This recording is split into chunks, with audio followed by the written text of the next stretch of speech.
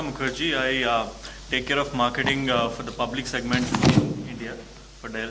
I must say I'm honored to share the dais with some of the very senior educators and administrators over here. What I will share today, some of my observations, because I come from the technology industry, IT industry, where I spent the last 10 years and the last 2-3 years specifically with education, government and healthcare segments. I would share 3 key things, right? I mean, as some of the panelists mentioned here, this whole use of technology, it's all about outcomes. Why would we need to use it? So first part is from an industry perspective, what are the skill sets? This 21st century skills which we're talking about. What are those skills which organizations are looking to hire? I was fortunate to hear Veena ma'am in the morning in the preliminary session. So she was mentioning that some of the challenges in India is not just having reach of education or IT in rural villages or even various parts in the country, but even the graduates. There are so many people who have had the education but they are not job ready, or the skill sets which they're unemployed.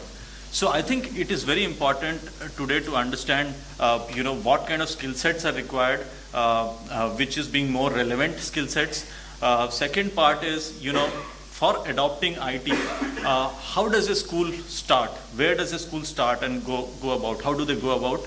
And the third portion of my discussion would be a small research, primary research, which we have done with almost around 1,000 private K-12 schools in India. So I will show some findings of that. So I think these are the 3 areas which I will touch upon. So quickly going on to the global education themes, right? So what we are essentially talking about in a nutshell is our children are growing up in a digital age, but the infrastructure is still in an industrial age. So how do we change that in the country? So we looked at, what are some of the things, where we are, how we are evolving. And if you look at today in schools, we used to have computer labs in the classroom to start with. And then we said that, we need to get computers inside the classroom. And then we are slowly talking about how do we give every student a PC and so on and so forth. But what is the future holding today as per the technologies which are available today? We are already seeing that it could be any device. It could be a phone, it could be a tablet, it could be a laptop. All you need is a user ID and password to connect all stakeholders in an education system. So how do we get there? Now, before even going there, what are the skills? Like, most of the skills have been touched upon by the previous participants, so it makes my job easier. But just to give a small understanding of what we are talking about here, how is technology helping? Now because some of the students, if you look at kids today, they have different learning styles, if I can say that. So we talk about a VAC learning style, right? So what is VAC? VAC is the visual, auditory and kinesthetic kind of learnings, right? So people learn through different learning styles.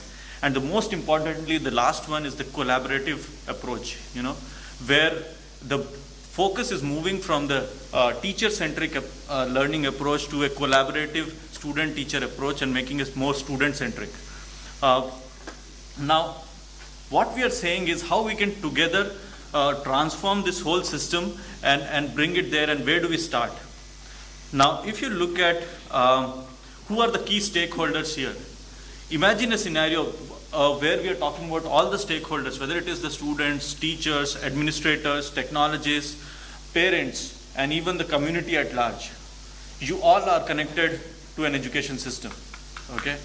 What if you are provided an ID and password just to go and get a relevant content to the things which are relevant to you, and you are able to see, if you are a parent, you are able to see your kids' performance in this class and so on and so forth. Similarly, for an administrator, they are able to see the relevant information, and students are able to learn at their own pace, right? So those are some of the things, which we are envisaging. So if I break it down and make it very simple from an IT perspective, there are 2 things which needs to happen. One is, how do I bring that IT in a classroom? And one is, how do I use IT for my back-end infrastructure for the schools? Like having an ERP, having a back-end, maybe a small data center or a server room where I can provide a web sign-on. How can I have an interactive website where I can give a single sign-on for my students? And using IT for workflow applications. So that is the back-end infrastructure of the in the school, and the front end is the classroom, where actually the learning experiences or teaching is being done, right? So these are a couple of models which you would have seen in the market, which is available. One is the teacher-centric, where there is some sort of a PC connected to a projector with an interactive whiteboard being used in the classroom. And then there are more collaborative structures which are evolving, where we are providing devices to the students, and we are having softwares to interact between the student and teacher PCs.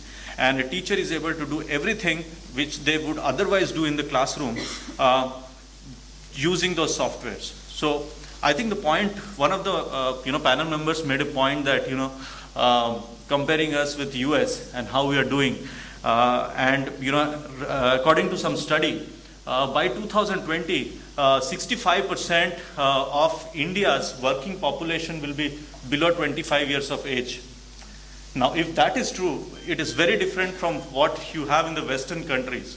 So we have an excellent opportunity as a country as a whole to actually lead the way. And there is definitely something right in the Indian education system, thanks to all the people out here, that Indians are doing well all across the world.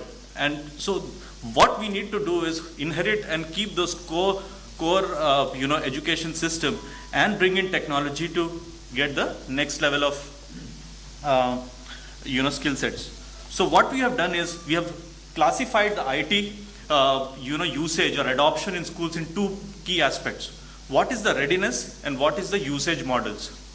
So in readiness, what we look at is student per PC ratio, student per laptop ratio. I'll tell you why laptop ratio is separate, and number of interactive classrooms, right? And the IT usage, we are talking about how many number of subjects which are digitized, usage of software productivity tools, and usage of some of those tools which the panel members showed, right?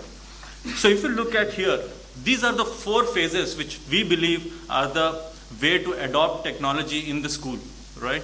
So one, you have the starting traditionalist schools where there is no use of computer or any interactive tools in the classroom, to early cycle technology adopters, to mid-cycle technology adopters, and to mature.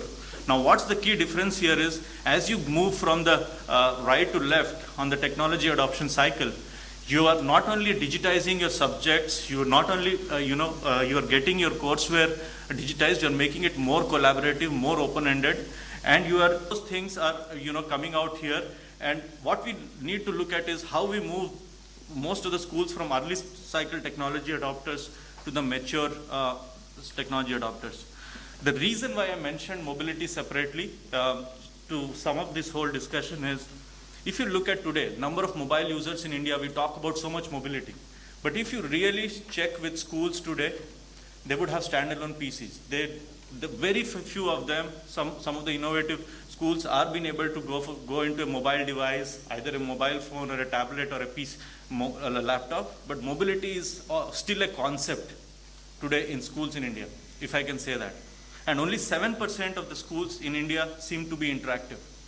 So I think those are some of the things which I want to share. The last point which I would like to make to sum up my observation is, what is important today for schools is to first assess where they are today and have at least a vision where they want to go in 5 years from now, and what is their vision, and slowly work towards it, because every school would be in a different cycle of technology adoption.